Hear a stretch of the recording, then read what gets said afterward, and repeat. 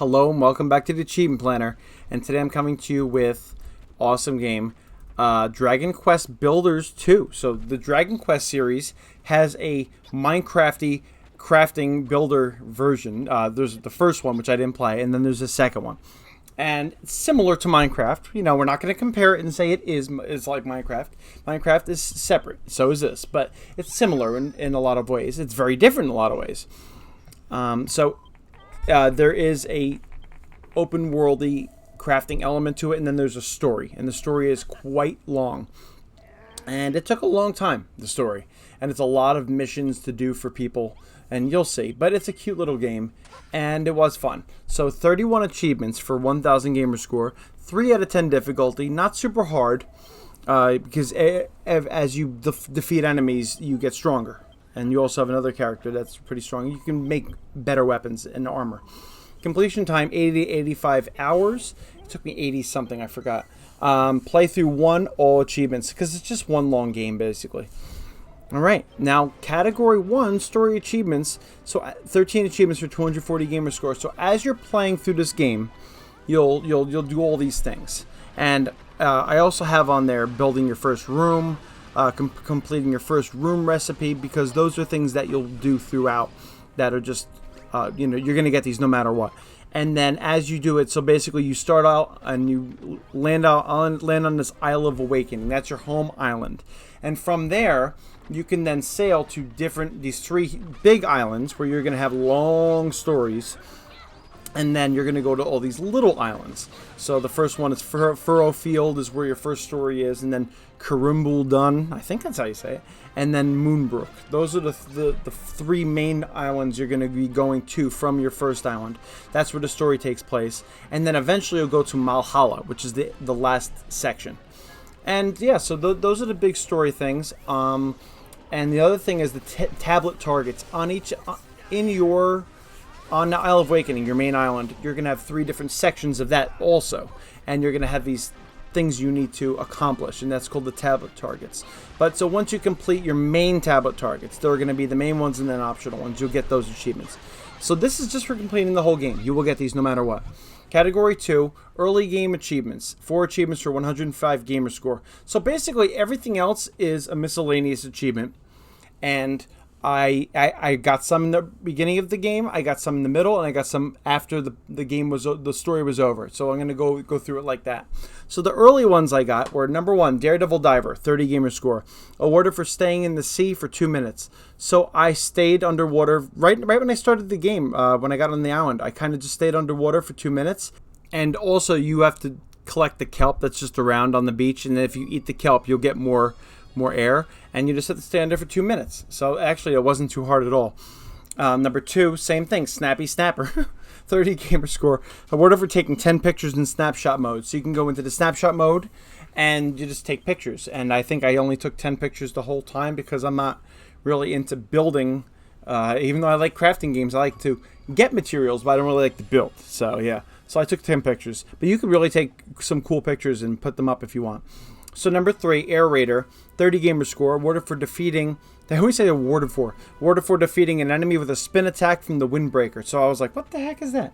So eventually you get this awesome thing, and you could float. You jump up on a high area, and then you run and you jump, and you could open it up, and it makes you float all the way down, which is awesome. So now if you press Y while you're flying, you could do this spin attack, and as long as you do it above an enemy that you can hit with one hit, you get that achievement. So I was like, I don't know, is this gonna be hard? I did it so many times. All right. Number 4, Fledgling Fashionista. Now you can wait to do this, but 15 gamer score, awarded for changing your appearance at a dressing table for the first time. So at some point in the early stages of the game, they give you this dressing table, and they're like, oh look, you could change what you look like. But it's still not for like hours into the game. Like, it's not in the beginning. Hours. So once you get there, you just change what you look like and you get that achievement. There you go. All right, category number 3, mid-game achievements. 4 achievements for 190 gamer score. So these are all as I was playing. So number 1, Wizard of Warping, 30 gamer score, awarded for activating 12 Naviglobes. So as you're playing through the game, there are these things called Naviglobes, and you activate it, and basically you could teleport from one part of the island to the other. There are more than 12 Naviglobes in the game. I just kept doing every one I saw, and I got this before I got it probably halfway through the game and finally got this, you know. All right, so yeah, you'll get that. Number 2, Proficient Puzzler, 40 gamer score, awarded for solving 15 puzzles. So now this could be missable because you might not go to find the puzzles. You get these mini medals, which eventually you can give to this fella with this huge hammer, and he'll give you stuff from it.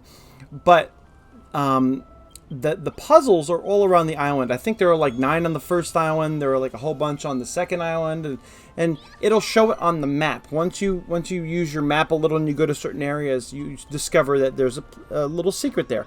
And some of the puzzles are so easy. It's like move this brick here or something.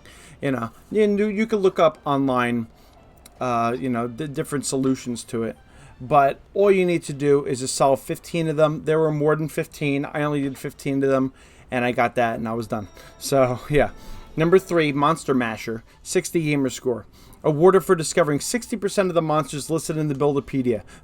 So the Builderpedia is like your encyclopedia for things. And you can see your monsters, you can see the room recipes, you can see the recipes for items, and you can see what items you've found. And then those are the only ones that I actually used. So 60% of the monsters was not a problem. Just playing the game regularly, I had, I think, 80 something percent of the monsters just by finding monsters and killing them. That's it. That's all you have to do. So I got that pretty early on, like middle of the game. So you'll get that too. And 4, the same thing. Awarded for discovering 35% of the room recipes. As you're doing missions for people, you get room recipes like, oh, how do you build a bedroom? How do you build a bathroom? And you do it for these people, and it keeps adding that up, adding that up. 35 was not a problem at all. In fact, by the end of the game, I actually had it said 100%. I don't think I actually found 100%, but it said I had 100%. Whatever. So those 2 you'll definitely get by the end of the story. I mean, I guess you might not, but for the most part you will. All right. Category 4, post-game achievements. 10 achievements for 465 gamer score. So now here is where I have finished the complete story. Every bit of the story is finished. And once you do that, you can then go back to your Isle of Awakening, and you can just free build, just like Minecraft. And you can go to all the different islands as well. So this is where you're at this point. The game's over, the story's over. Now, number 1, Tablet Trailblazer, awarded for completing 30 tablet targets. So I said on the Isle of Awakening, your main island, there are three different sections. There's like the desert section, the snow section, and then the forest section, or whatever, the green section. And in each of them, there are a number of tablet targets. I think each one of them has 20. So there are 60 in all.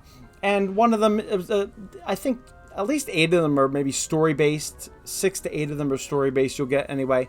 But then the other ones are kind of like build a lot of rooms, or bring people to the island. You can go to other islands and bring people to your island. Or build a fancy thing. Build a restaurant. All these little things, I did this before I finished the story. Now I'm thinking about it. You have the ability to do this before the story ends. I tried to grind them out and just get as many as I could, so I didn't have to worry about it. And it turned out that I did another maybe dozen of them after the story was over. So I ended up getting like 40 something. So if you just leave this till the end after the whole game's over, you will end up getting it if you're doing the other achievements. All right, but it's kind of cool trying to do these little things. And if you don't know what they are, you'll see. All right, number 2, Highest Order Hoarder, 60 gamer score, awarded for discovering 50% of the items listed in the Builderpedia. Now, to do this, you just have to find things. Everywhere you go, break things. If it looks new, break it, and then you'll say, oh, look, I got a new item. Break it and make a new item. Now, if you craft new things, if you get new recipes, you get new items. So as I kept trying to get the other rest of this list, I ended up getting enough items. It was lucky. Number 8 was the harder one. All right, so number 3, Hardcore Hunter, awarded for defeating 20 super strong monsters. I was beating up super strong monsters all over the place during the story, but I didn't finish it till after the game. I went to some other islands and got. So when you go to islands, all of a sudden this music starts and says a super strong monster has appeared. In the beginning, you will die. You will die for sure. All right, but after a while, not a problem at all. So you just have to kill super strong monsters and get 20 of them. All right. Number 4, unwary wearer. 15 gamer score. Awarded for equipping a cursed weapon or piece of armor. Now, what you need to do for this is you need to go to the Defiled Isle. Now, you can only get this after you finish the whole story. And there are actually a number of different cursed items, but the one I got was the Sword of Ruin. So once the game was over and I had enough gratitude points, which I'll go over in a second, it's like little hearts, to open up Defiled Isle. I went to the Defiled Isle. I beat the big troll or gnome or whatever, the big troll. I got the Sword of Ruin recipe. Then I went back and I made the Sword of Ruin. And when you equip the Sword of Ruin, you get the achievement and then you get cursed. So then you can't do stuff. So the way you get past this is you go to a dressing table and you also have the recipe for the Falcon Blade. And so what you do is you equip the Falcon Blade in the dressing room and it takes away the curse. So that's how I did it. I'm not sure if I need to put up a guide. I think I might put up a guide for this just to help out.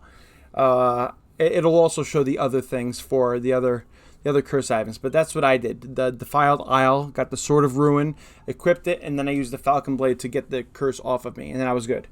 And then I never equipped it again, of course. So yeah, so that's how I did that. But I mean, there are a lot of different ways you can do it. So and again, I had to do this at the end of the game after it was over. Number 5, Mercurial Magnate. Number third, though, I don't know what I was doing. 30 gamer score. Awarded for defeating 5 metallic monsters. The only metallic monsters I ever found in this were on the Defiled Isle is the King Metallic Slime, which you also need to kill. Well, actually, yeah, I guess you don't need to kill it. But that one, it was a metallic one. I killed it twice. And then there are these little ones that are very important. And you could find some. I found it in Moonbrook after there's this big section where you have to climb up this mountain and kill all these different groups of monsters in the thing. If you kill them all, then slime will appear in there. Or you can go to Laguna Perfuma, I think it's called. and then there were a bunch there. And if you get it there, you can actually make it your friend too. You're able to get these monster munchies and make these monsters your friends, bring them back to your house. To your isle. So anyway, so I got it there. And, yeah, I killed 3 of those little ones and 2 of the big ones. I got that. But I didn't get this sold towards the end of the game. Now, some people say in the second area, I forgot the name of the place, Karumbal Dune, you have to go in these mines and stuff to mine. Who would have thought? Minecraft. And they say that there are metallic slimes in there. I did not see one single one. They said that there are so many. So, check in there anyway. Number 6, Beloved Builder, 30 gamer score. Awarded for earning a total of 3,000 gratitude points on the Isle of Awakening. When you do good things, when you build things, when you build new things for people, basically throughout this game, these people are going to be throwing hearts at you. Their happiness is going to be coming out of them in heart form.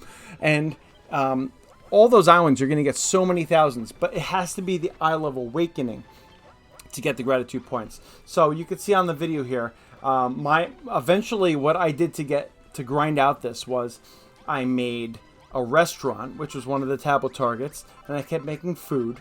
I made a bathroom, and then you could go into the bathroom, take the hearts, and then you dig out what's in the bathroom for night soil. Are you kidding me? Disgusting. Whatever. That's the weirdest part of the game. So anyway, I also made beds. I made 2 bedrooms, huge bedrooms, and every time they woke up, they dropped hearts. I also made a bath. It's like these two spa things, and, so I had those things. Then I had fields, and every time they do the farming, hearts come out. And then I also had slime, so that once you make this one of the slimes your friend, you can do more than one if you want.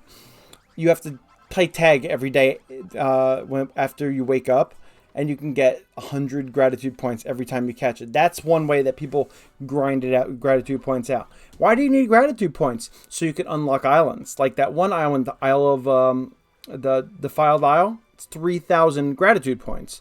So if you are so you'll get this achievement no problem, 3,000 gratitude points, because you need 3,000 for that aisle, 3,000 for the other aisle, and 1,500 for the other aisle. And those are the main ones that I had to do after the story. The other ones I used other gratitude points I got on the Isle Awakening to unlock the other islands. Oh, speaking of which, number 7, Explorer Extraordinaire, awarded for unlocking all the Explorer's shores. So it's not every single place, but I think it's like 9 different islands, and it does include those 2 that come after.